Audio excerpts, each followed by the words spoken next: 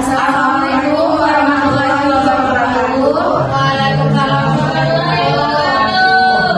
Kami dari kelompok 3 ingin mempresentasikan konsep manusia dalam Al-Quran dengan saya Putri Iwan, Saya Syarta Haryanto, saya Viva Rahmani, saya DPNP ini. Saya Alifah Fatimah Zahra.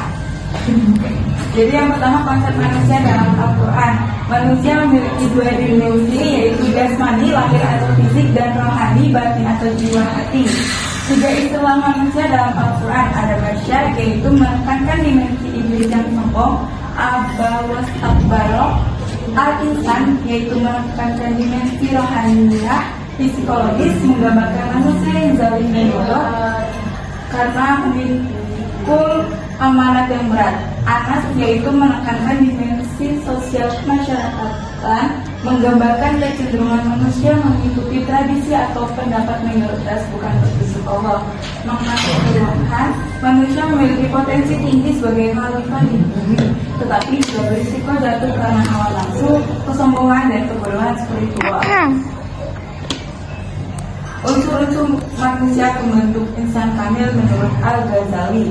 Yang pertama, unsur manusia lahir atau tubuh atau panca indera, batin atau hati, akal, nafsu, hasad, dan roh. Yang kedua, struktur jiwa, yaitu ada hati, raja atau pusat kendali, lalu ada akal, perdana menteri, pembantu hati, nafsu dan hasad harus dikendali oleh akal dan hati. Jika tidak, terjadi kudeta batin. 3 instrumen pencari kebenaran, panca indera, yaitu terbatas, sering menipu. Akal menilai panca indera, tapi juga terbatas. Kebenaran sufi, superintelektual, yaitu melalui akal dicapai melalui penyucian jiwa. Lalu tingkat tertinggi, nur ilahi, cahaya petunjuk dari Allah yang membuka hati manusia untuk beriman, menjadikan manusia dekat dengan Allah, mencari kebenaran sejati dan meninggalkan kesenangan dunia sendiri. Membangun argumen tentang karakteristik insan kamil dan metode pencapaiannya. Karakteristik insan kamil dan metode pencapaiannya dari perspektif filsafat Islam bersumber dari Rahmat 2010, teks kita 2005, Al-Quran dan berbagai literatur Islam. Manusia adalah mencapai derajat insan kamil, yaitu manusia sempurna secara spiritual dan moral. Konsep ini menekankan penyatuan antara akal, hati, dan jiwa agar manusia mendekat kepada Allah. Insan kamil bukanlah makhluk luar biasa, tetapi manusia yang berhasil menundukkan hawa nafsu dan menjalankan kehendak Tuhan.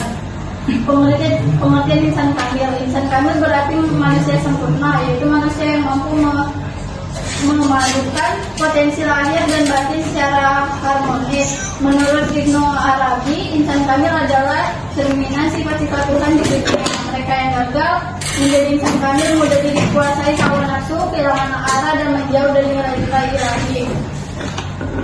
Tujuan menjadi insan kamil itu yang mengembalikan manusia pada fitrahnya sebagai makhluk Tuhan. Yang kedua, mencapai kesempurnaan spiritual dan moral, membangun kehidupan yang damai, berakhlak, dan bermanfaat bagi sesama. Yang ketiga, mewujudkan naf'al mutmainnah, jiwa yang tenang, sebagaimana disebut dalam Quran surat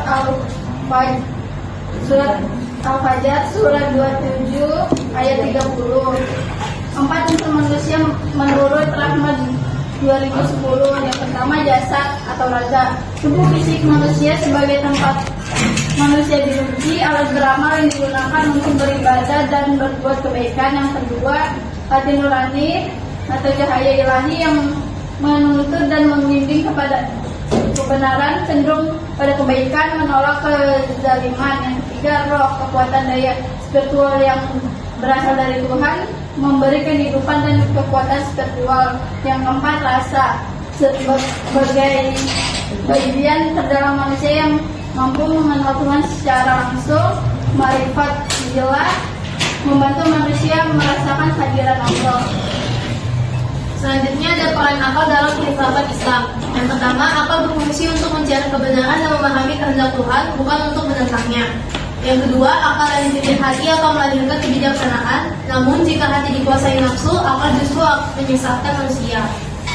Selanjutnya ada proses mencapai derajat insan kamil. Yang pertama, tazkiyatun nafs, penyucian jiwa, menjauhkan diri dari dosa dan sifat buruk. Yang kedua dari riyadhah ruhaniyah, latihan spiritual seperti zikir, puasa, dan sholat malam. Yang ketiga ada tafakur dan tadabbur, merenungi ciptaan Allah dan makna hidup dan makna hidup.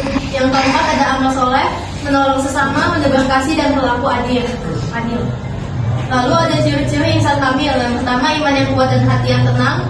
Lalu ada berakhlak mulia, rendah hati dan penyabar. Yang terakhir menjalani kehidupan dengan tujuan mendekatkan diri kepada Allah.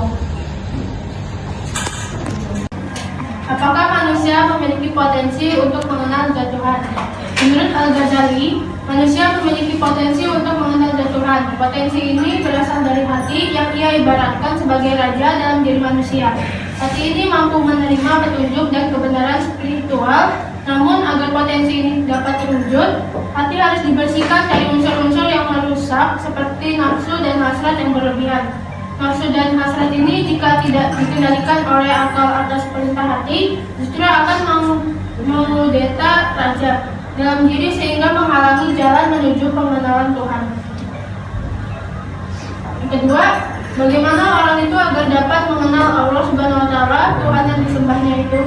Dalam teks Al-Ghazali mengemukakan 3 instrumen atau tahapan untuk mencapai pengetahuan yang benar dan akhirnya mengenal Allah Subhanahu wa Ta'ala, yaitu panca indera. Ini adalah instrumen pertama yang memiliki keterbatasan.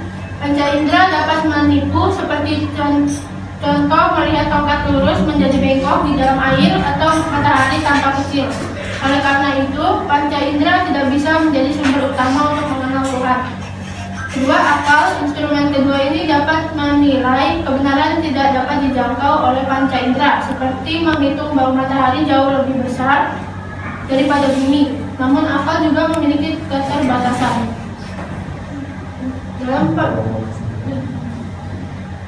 Dalam pandangan Al-Ghazali, akal dapat salah seperti seseorang bermimpi seolah-olah suatu peristiwa benar-benar terjadi, tetapi saat terjaga menyadari bahwa itu hanya ilusi.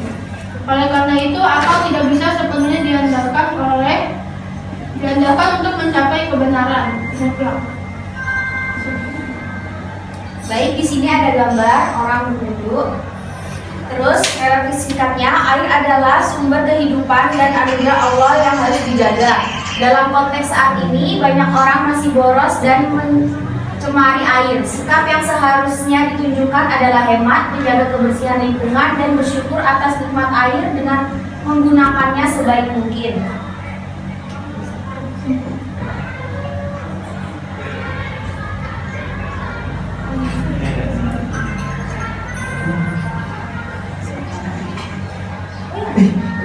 Oke, kesimpulannya, konsep manusia dalam Al-Quran mencakup 3 istilah utama, Bashar, Al-Insan, dan Anas, yang menggambarkan dimensi jasmani, rohani, dan sosial manusia. Ketiganya menunjukkan kecenderungan manusia terhadap hawa nafsu, kebodohan, dan ketertarikan pada pengaruh luar, sehingga manusia perlu diarahkan agar kembali kepada Allah melalui kesadaran spiritual. Sekian presentasi dari kelompok kami. Wassalamualaikum warahmatullahi wabarakatuh.